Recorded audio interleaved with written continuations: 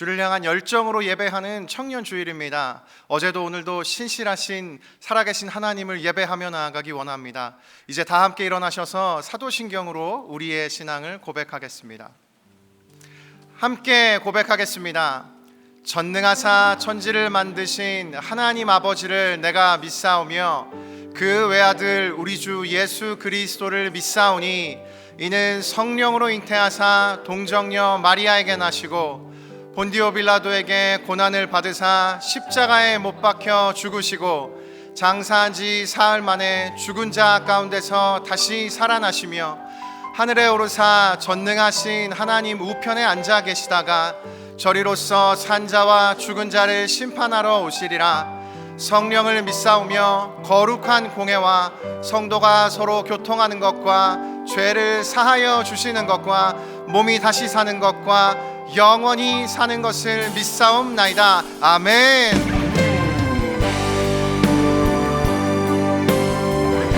우리의 마음과 정성과 뜻을 다하여 하나님을 찬양하며 나아갑니다. 찬양하며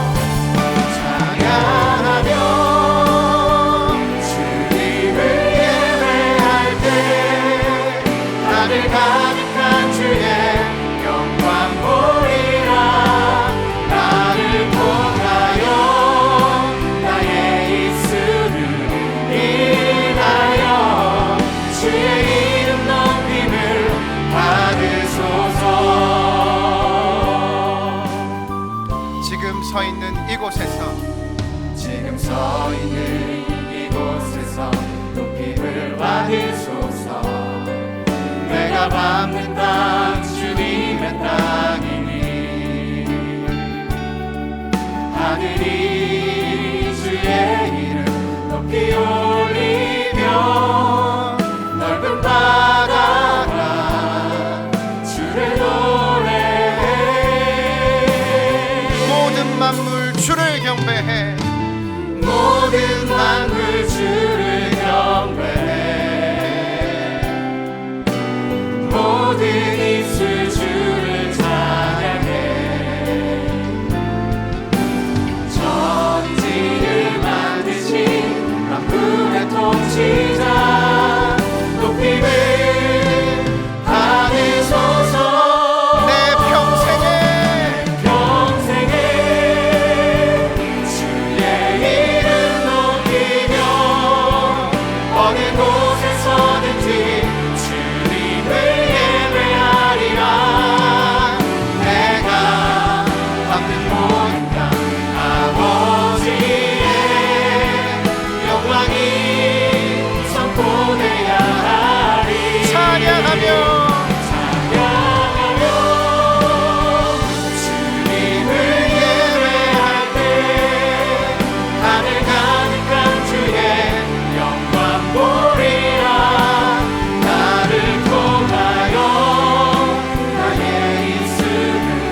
인하여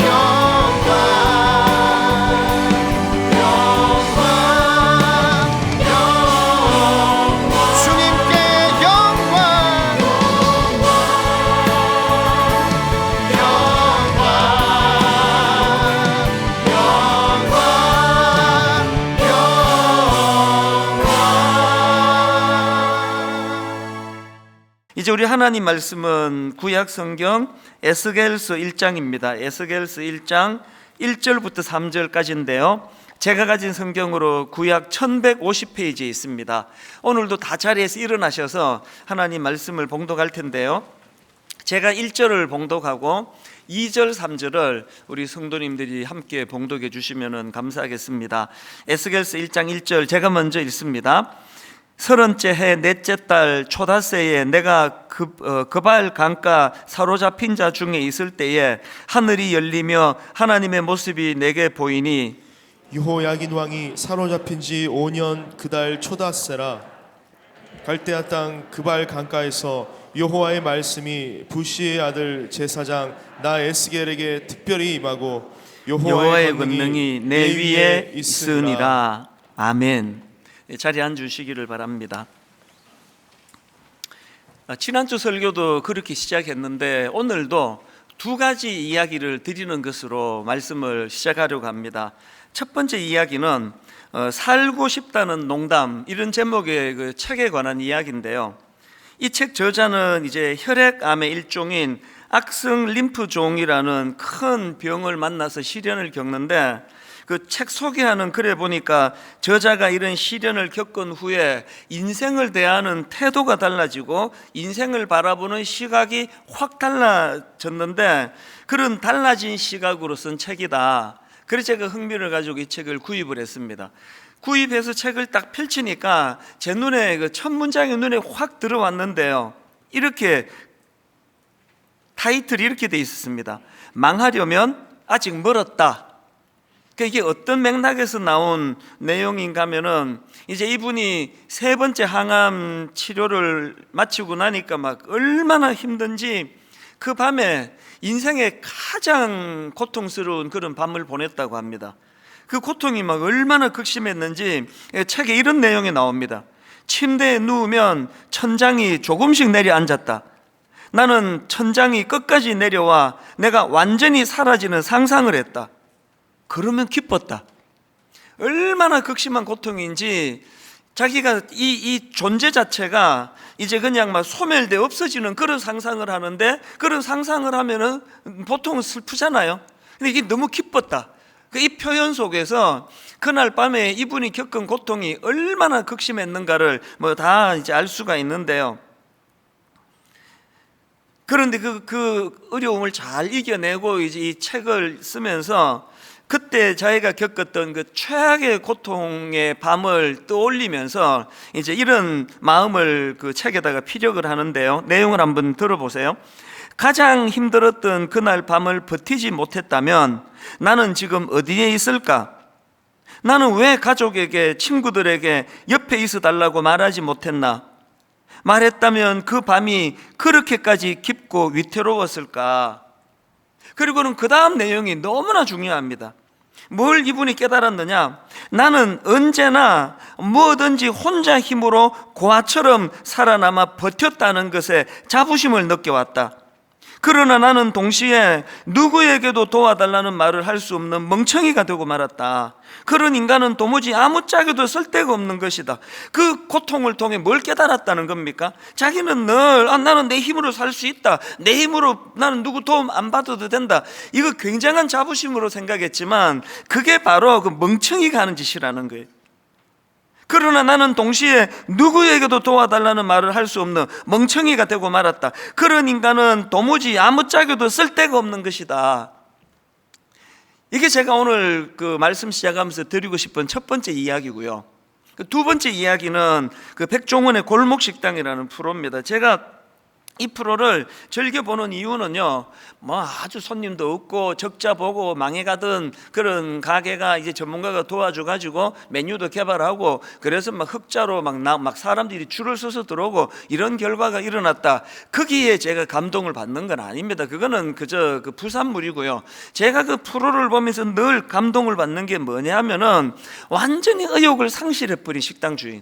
이래도 안 되고 저래도 안 되고, 그래서 이제 뭐 폐업 밖에 이제 할 게 없나? 대부분의 골목 식당의 초반부에 보면은 의욕을 상실해. 그래서 청소도 안 해요. 막 지저분하게 해놓고 그냥 멍하게 그냥 앉아 있는 이런 장면을 여러 번 제가 봤는데요. 그 프로에서 제가 감동을 받는 게 뭐냐 하면, 그렇게 전문가가 와서 또 막 꾸짖기도 하고 메뉴를 바꾸라고 권하기도 하고, 그렇게 해가지고 이제 그 의욕을 상실했던 식당 주인이 의욕을 회복하는 거예요. 청소부터 새로 시작하고 메뉴 개발하려고 막 여기저기 다녀보고 막 의욕을 회복해서 너무나 활기차져가는 그 모습을 볼 때마다 저는 마음에 늘 감동을 받습니다. 이번 여름에도 그 포항에 있는 어떤 식당에서 이제 이 프로가 진행이 됐는데요. 이제 그 식당 주인이 막 얼마나 의욕을 갖고 메뉴를 개발하려고 애를 썼는지 노트를 보여주는데 그 백종원 씨가 울컥하더라고요. 노트가 무려 9건이에요. 거기에 100가지가 넘는 메뉴를 스스로가 노력하고 개발하고 그래가지고 그 중에 하나가 지금 뭐 완전히 히트를 치고 있는 거거든요. 저는 목회자니까 그 프로를 볼 때마다 마음에 가책을 느껴요. 이게 교회가 아닌가? 세상에서 이리 치이고 저리 치이고 이렇게 상하고 저렇게 무너져 낙심해 있던 성도들이, 우리 청년들이 바로 하나님 앞으로 나와서 다시 의욕을 되찾고 활력을 되찾고, 이게 바로 교회가 아닌가, 이런 역할을 지금 제대로 하고 있는가, 그런 자성의 생각을 가지면서 그 프로를 볼 때가 참 많습니다. 더군다나 지금 다음 세대인 이 청년들이 뭐 어려워도 뭐 이만저만 어려운 게 아니라는 겁니다. 언젠가 제가 그 머리 기사 하나를 보고 너무 마음이 아파가지고 그 기사를 제가 이렇게 복사해서 보관해 둔 적이 있는데요. 머리 기사가 이렇습니다. 학업, 취업 스트레스, 20대 정신질환 증가율 가장 높다. 제가 충격을 받은 게, 이 주요 정신질환, 그러니까 공황장애, 불안장애, 우울증, 조울증, 이런 주요 정신질환 모두가 다 우리나라 20대 환자 증가율이 20대가 가장 높다는 거예요. 이 말이나 되는 소리입니까? 청년 시절에는 꿈에 부풀고 막 꿈을 향해 달려가고 그 우울할 정신이 어디 있습니까? 그런데 놀랍게도 저 기사를 보면서도 믿어지지가 않는 게, 이런 그 주요 정신질환 환자 증가율이 가장 높은 세대가 20대라고 하는, 이게 지금 우리나라입니다. 이게 우리 사회거든요. 왜 우리가 1년에 한 번, 그것도 새생명 축제가 끝나자마자 청년주일로 그렇게 매년 지킵니까? 왜 이날만이라도 우리 청년들 왜 좀 기도하자고 그렇게 호소를 합니까? 너무나 지금 어려움을 겪고 있는 청년들인데, 게다가 더 심각한 건 영적으로 우리 같은 기성세대가 너무나 그 본이 되는 삶을 살지 못해가지고 지금 회사에 가면은, 캠퍼스에 가면은 교회 다니는 게 창피한 이런 상황이 돼버렸다는 거 아닙니까?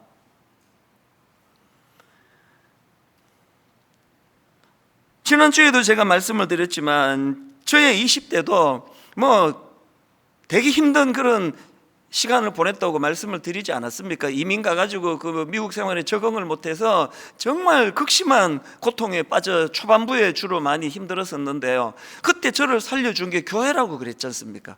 저는 지금도요, 그 시카고에 많지도 않아요. 한 300여 명 모이는 그 조그마한 교회에서 그때 만났던 저 등을 두드려 주셨던 집사님, 저 등을 두드려 주셨던 장로님, 그런 어른들 때문에 제가 신앙생활을 유지할 수 있게 되고, 오늘도 제가 사랑굿이라며 사는, 하나님을 만나는 통로가 교회였단 말입니다. 그래서 저는 늘 마음에 꿈을 꾸어요.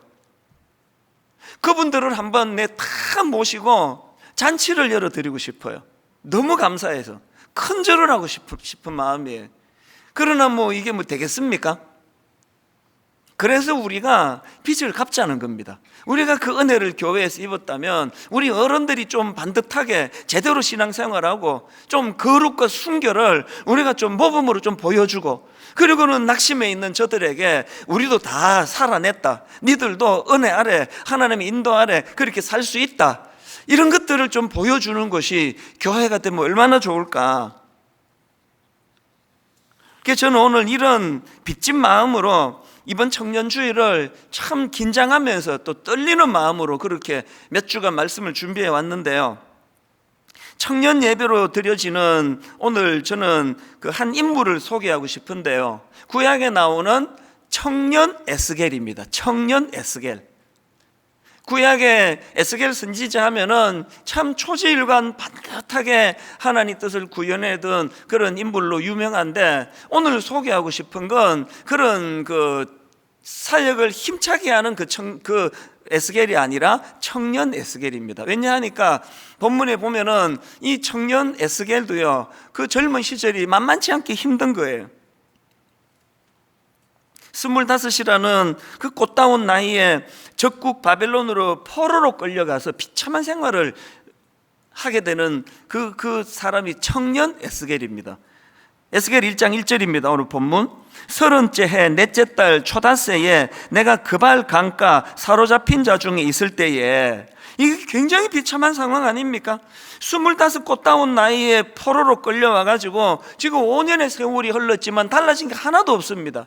그 노역에 그 얼마나 정신적으로, 육체적으로, 영적으로 마음의 부대낌과 힘든 시간을 보냈겠냐고요. 사실 이 1절 말씀은 그런 인간적인 각도로 보면 참 에스겔의 비참한 모습을 다 담고 있는 표현입니다.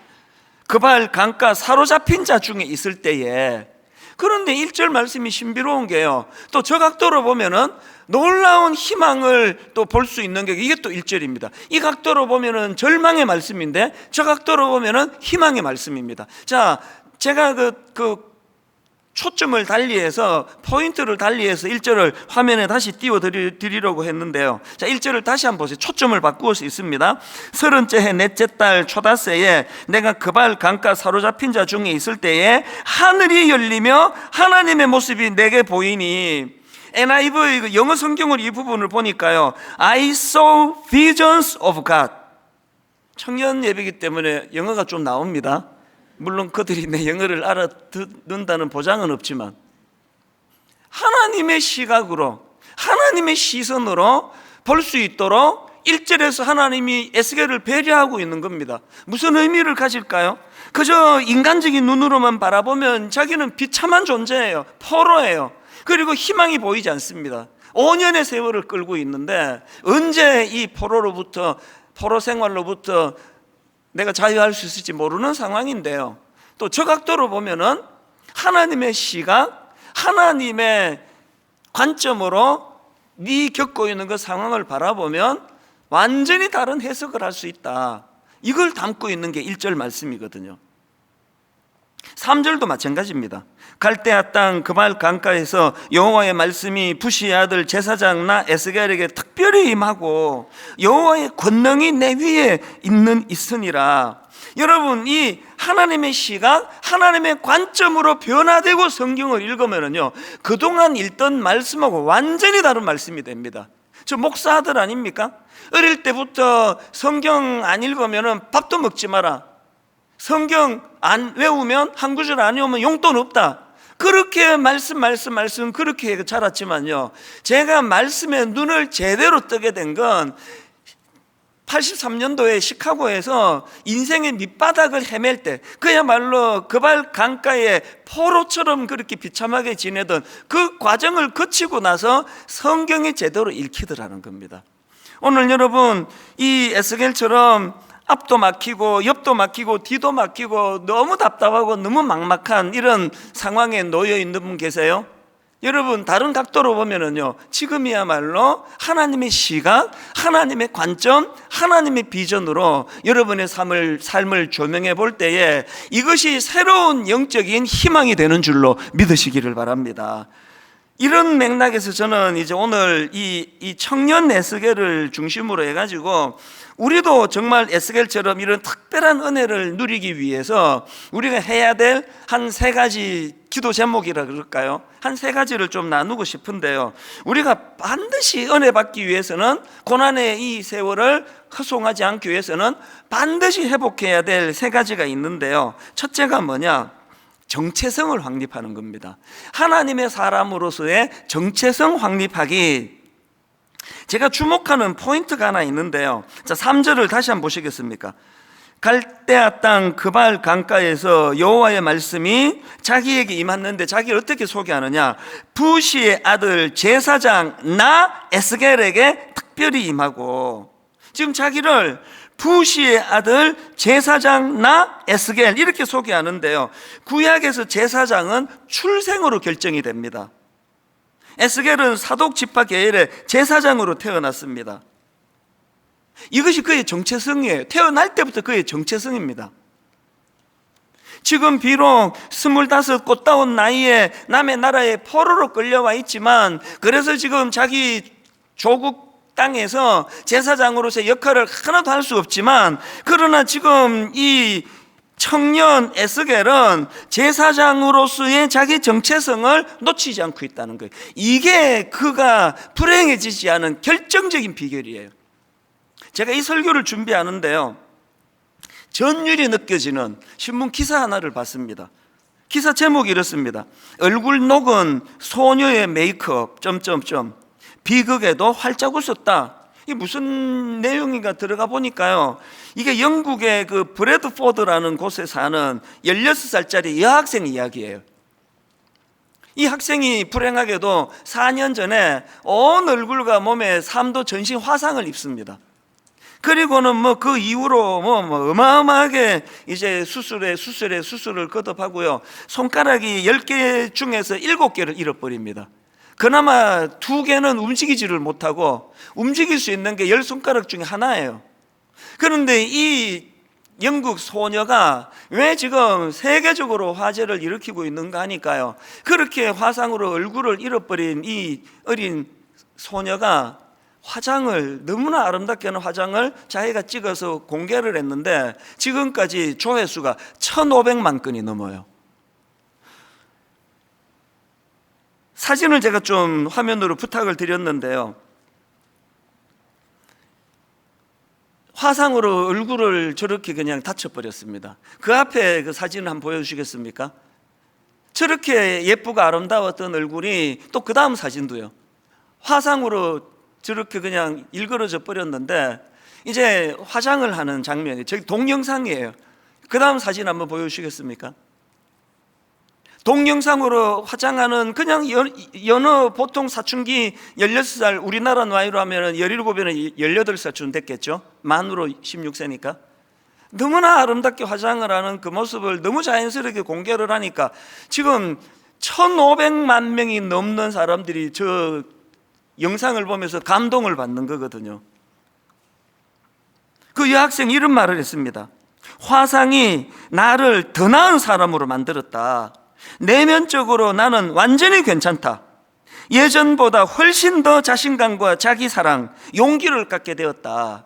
당당하게 자기 얼굴을 공개하는 그 기사를 제가 보면서 오늘 본문에 청년 에스겔이 떠오른 겁니다. 왜 떠올랐을까요?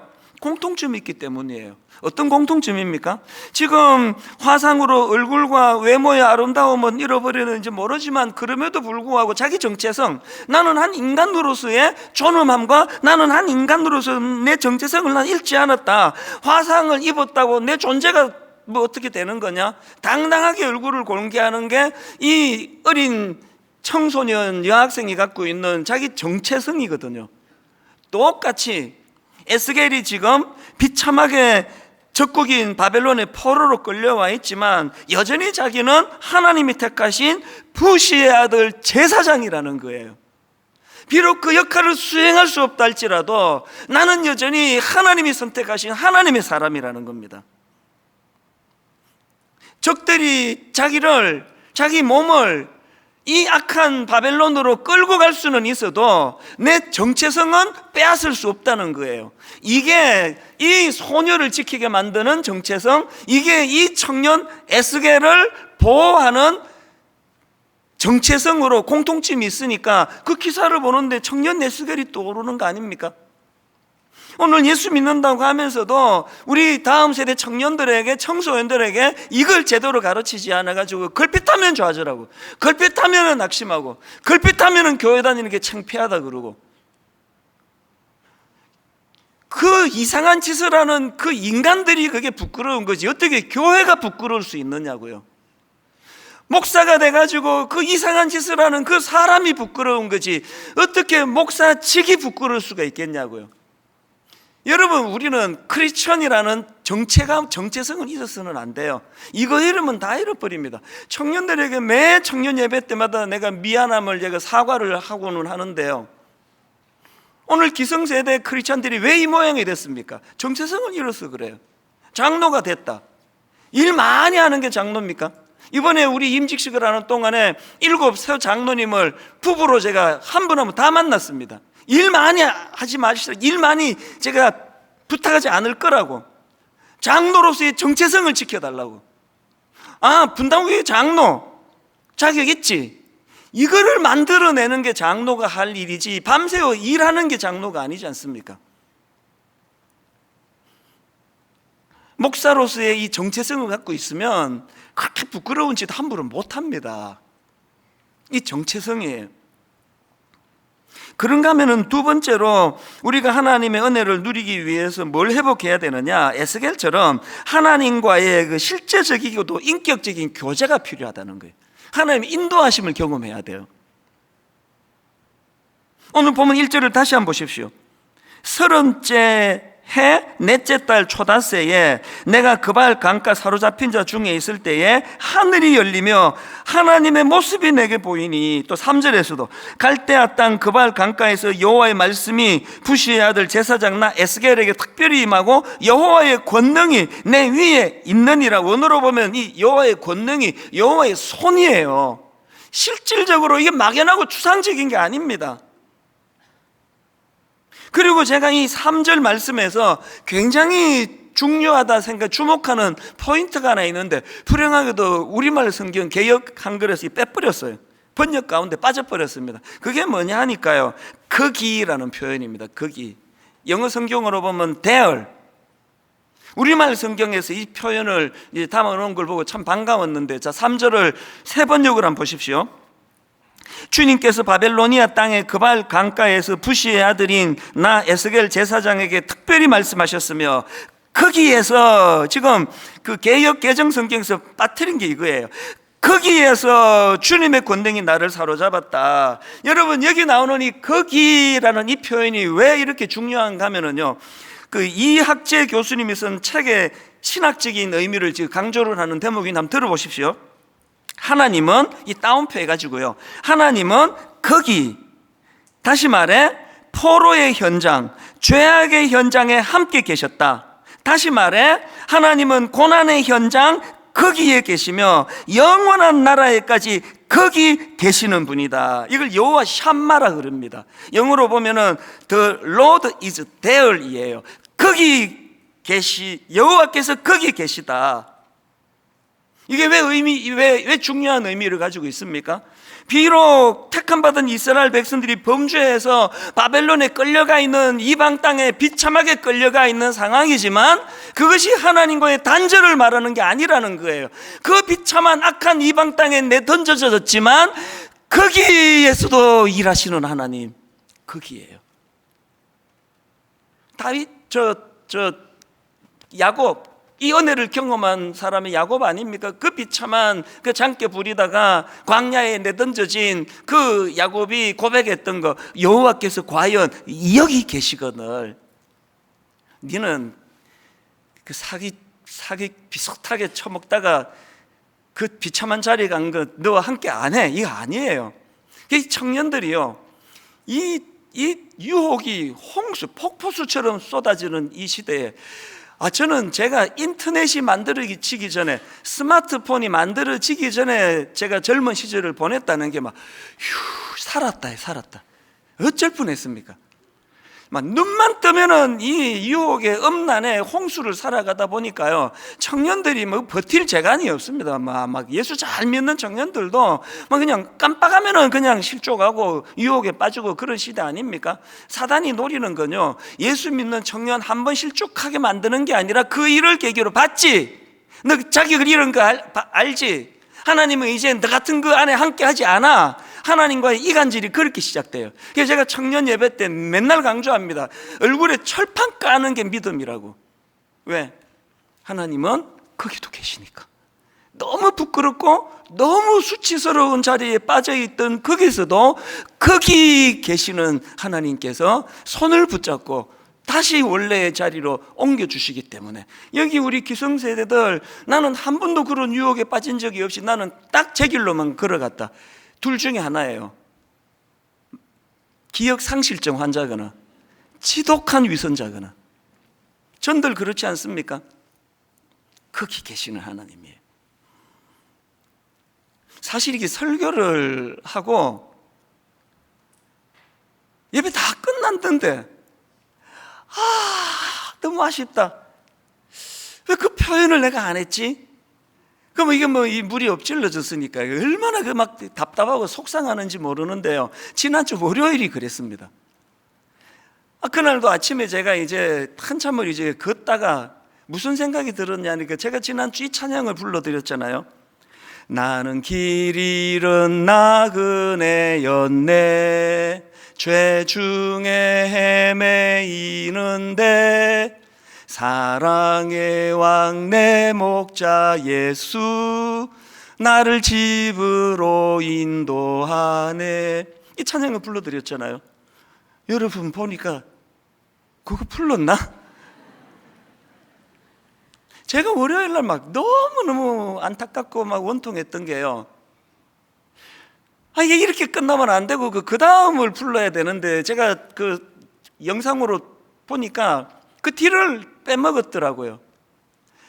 진실로 선함과 그 인자하심이 날마다 함께 하시리라.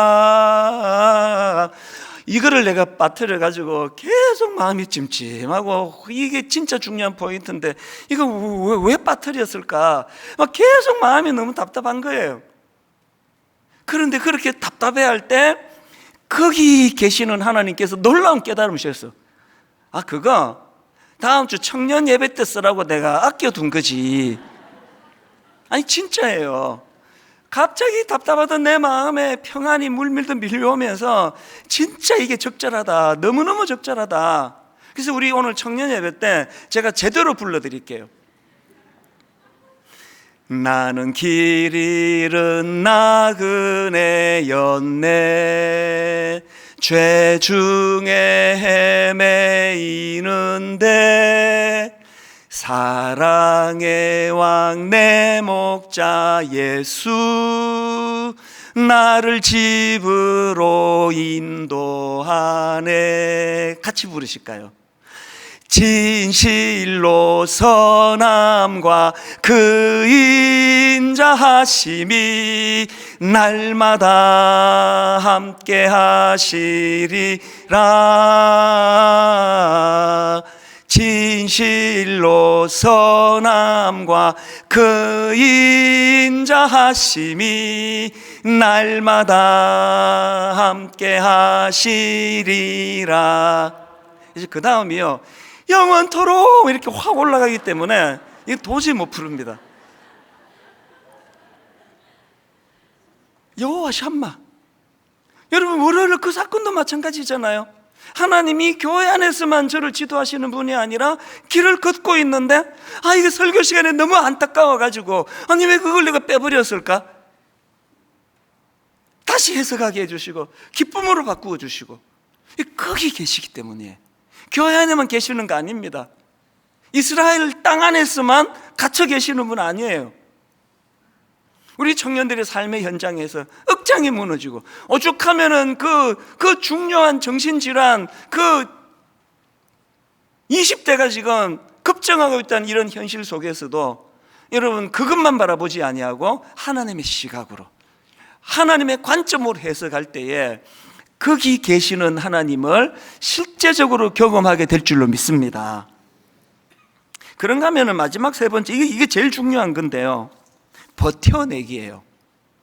여러분, 에스겔이 어떻게 그 놀라운 그 은혜를 누리게 됐냐고요? 5년이라는 포로 생활 가운데 너무너무 억장이 무너지고 얼마나 아픔이 찾아오고 상처가 일어나고 수치심이 일어나고 하나님에 대한 의심이 회의가 찾아오고 그 모든 것들이 그를 괴롭히던 그 상황에서도 에스겔은 버텨냈기 때문에 오늘 본문의 영광을 누리게 된 거거든요.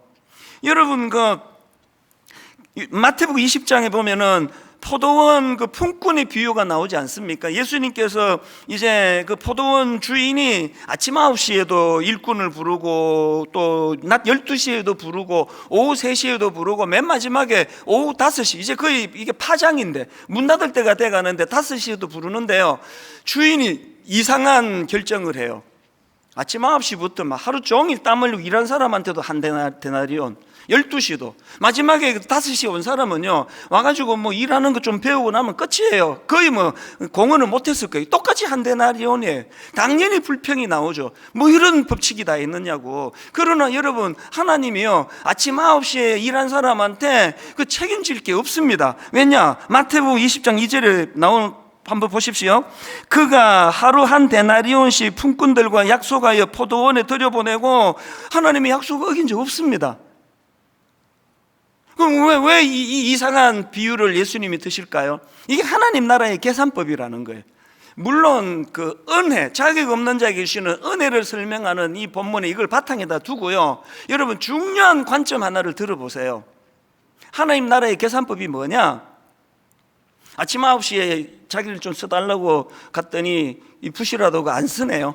이게 뭐 약해 보여가지고, 그래서 힘도 세고 일 잘할 사람 뽑아가고, 또 12시에도 마찬가지고 오후 3시에도 마찬가지고 오후 5시에 그 사람들에 대하여 왜 똑같이 하나님이 그 주인이 똑같은 한 데나리온 임금을 줬느냐? 여러분, 하나님 나라의 계산법은요 그저 열심히 하고 소출 내고 이것만을 일로 계산하지 않습니다. 하나님은요 아무도 자기를 써주지 않는 그 절망적인 상황에도 결단코 포기하지 않고 그 자리를 지키고 있는 이것까지를 하나님은 다 쳐주시는 게 하나님 나라 계산이에요. 7년간 시카고에서 20대 초반에 하나님 없는 내 인생은요 그 7년을 인생에서 빼버리고 싶어요. 너무 기억하기 싫은, 너무너무 수치스러운, 너무 부끄러운 기억이 많아서.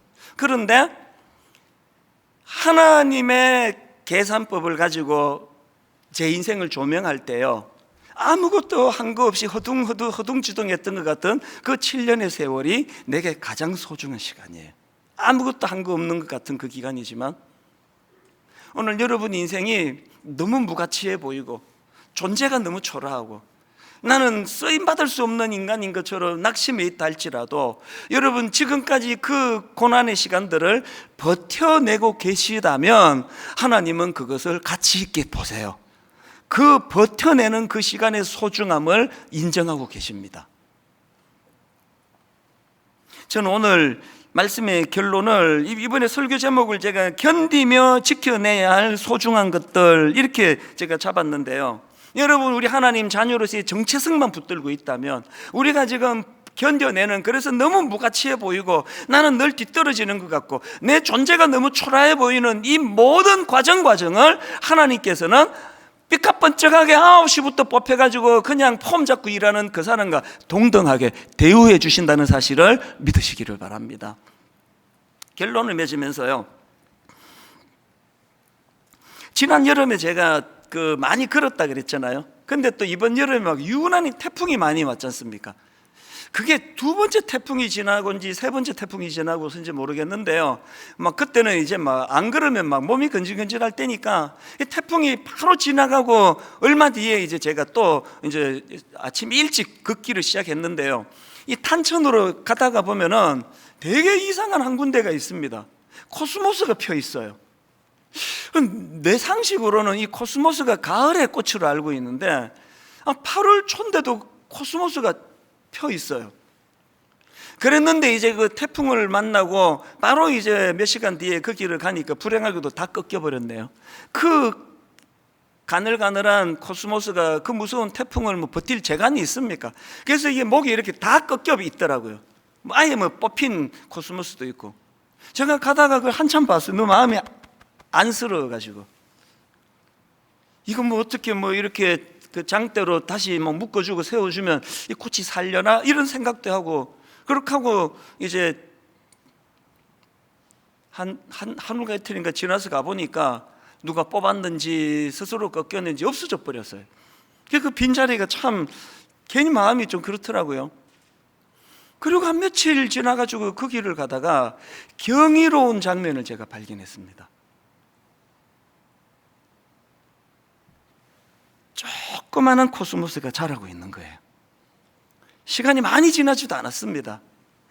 아주 나지막한 코스모스들이 거기서 다시 우물뜨고 자라고 있는 그 모습을 보고 제가 발을 못 댔습니다. 그래서 사진을 꺼내가지고 저 핸드폰을 꺼내가지고 그 장면을 찍기도 하고 많은 생각에 잠겼습니다.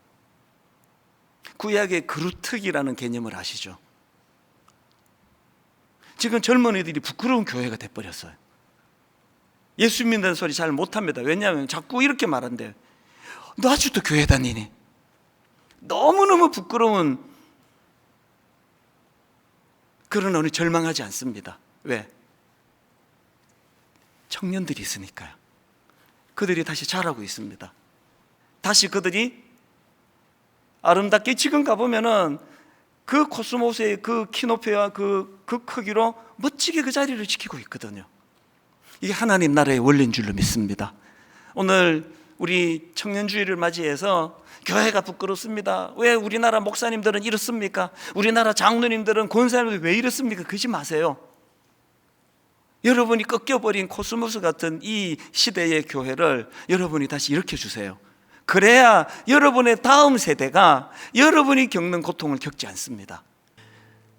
우리 주 예수 그리스도의 은혜와 하나님 아버지의 다함 없는 사랑과 성령님의 감동, 감화, 위로, 교통 충만하심의 역사가 오늘도 옆길로 빠지고 초라한 자리로 빠지며 그리스도인으로서의 정체성을 잃어버리기가 쉬운 참 연약한 우리를 보듬어 주시며 다시 한번 원래의 자리로 되돌려 은혜로 인도하시는 그 하나님을 바라보게 하시는 그 은혜를 기억하고 감사하며 예배하는 모든 주의 자녀들 머리 위에 지금부터 영원토록 함께 하시기를 간절히 축원하옵나이다.